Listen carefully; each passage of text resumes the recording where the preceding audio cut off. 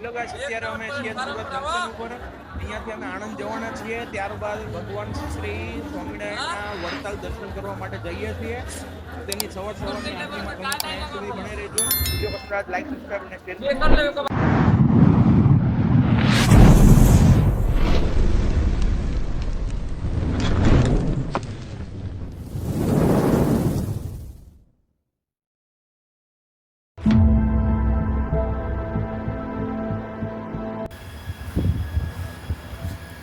તો finally guys અમે પહોંચી ગયા છીએ 4 અને 9 અહીંયા આણંદથી હવે આપણે જશું વડતાલ.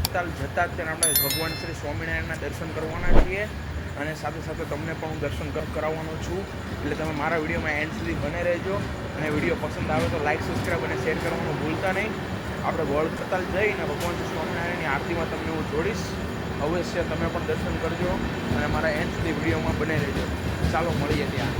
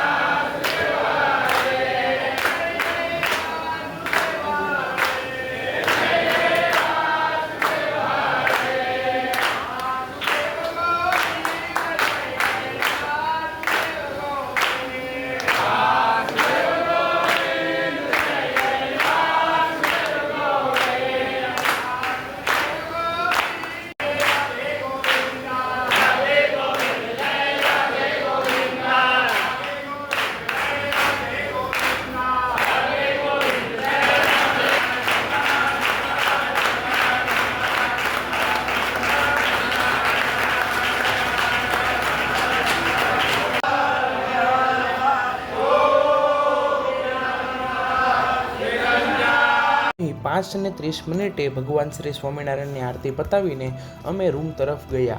અહીંયા રહેવા માટે અને પ્રસાદી ગ્રહણ કરવા માટેની ટોટલી વ્યવસ્થા છે, માટે ટેન્શન લેવાની કોઈ જરૂર નથી. તમે પણ એકવાર જરૂરથી મુલાકાત લેજો. અહીં બપોરનો નાસ્તો કરવા માટે અમે 12-20 અહીં આવ્યા હતા. અહીંયાથી દાદર છે, અહીંયાથી ઉપર જવાનું રહેશે. ત્યાં પ્રસાદી અમે ગ્રહણ કરીશું. ત્યારબાદ અમે નીચે આવીને ફરીથી આપની સમક્ષ રજૂ થશું.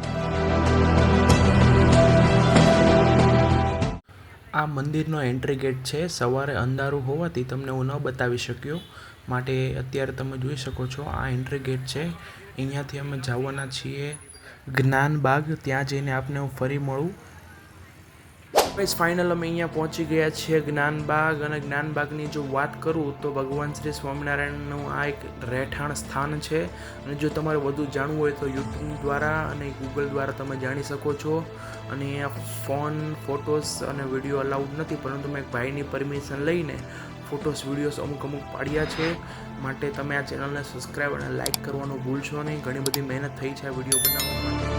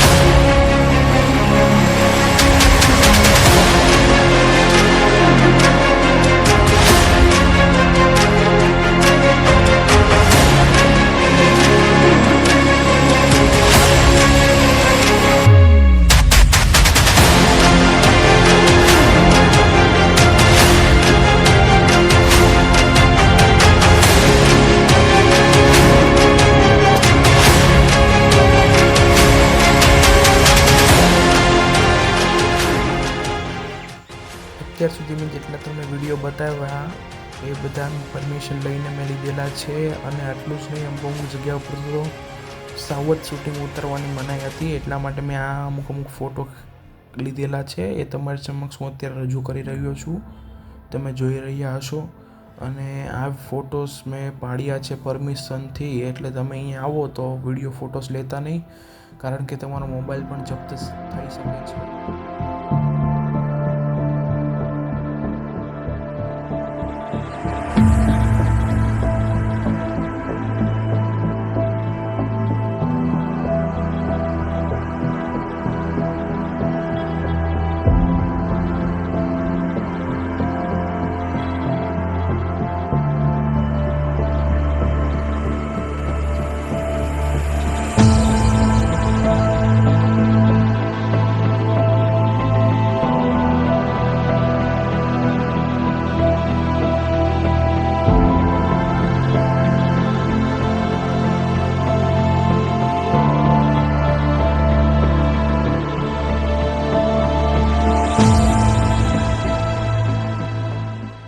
તો ચાલો મિત્રો, હવે આપણે મળીએ બીજા વિડીયોમાં. ત્યાં સુધી બધાને જય સિયારામ, રાધે રાધે.